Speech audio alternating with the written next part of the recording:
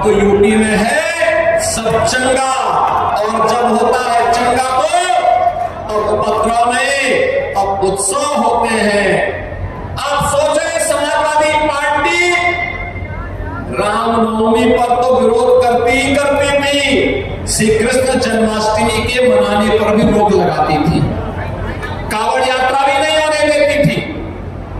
गरीब को राशन नहीं मिलता था, गरीब को आयुष्मान की सुविधा का लाभ नहीं मिलता था, गरीब के लिए आवास की सुविधा नहीं थी, गरीब के घर में शौचालय की सुविधा भी नहीं थी,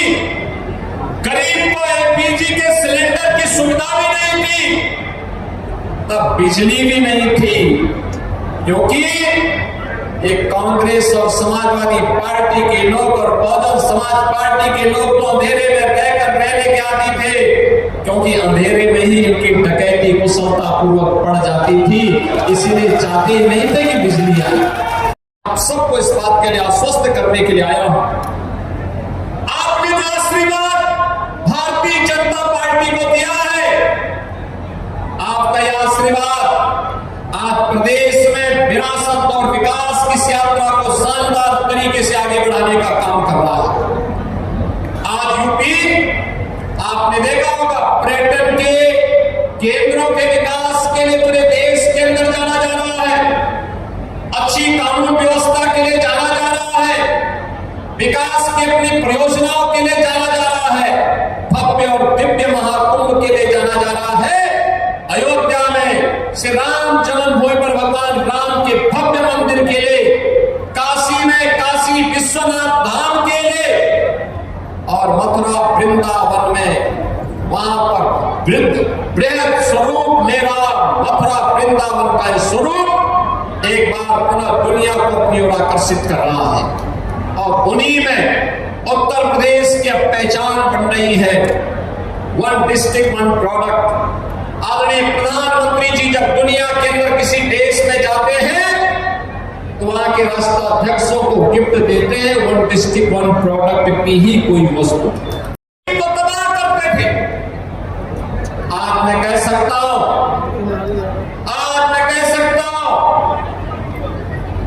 प्रदेश के अंदर 15 करोड़ गरीबों को फ्री में राशन की सुविधा का लाभ मिल रहा है, 10 करोड़ लोगों को आयुष्मान भारत में 5 लाख रुपए की मुफ्त में स्वास्थ्य की सुविधा प्राप्त हो रही है, 65 लाख गरीबों के लिए एक मकान बन गया है, आवास बन गया है, लोग 2 करोड़ गरीबों को रसोई गैस में फ्री में कनेक्शन मिल गया है, लगभग 1 करोड़ परिवारों को फ्री में विद्युत के कनेक्शन भी मिले हैं, और 15-16 लाख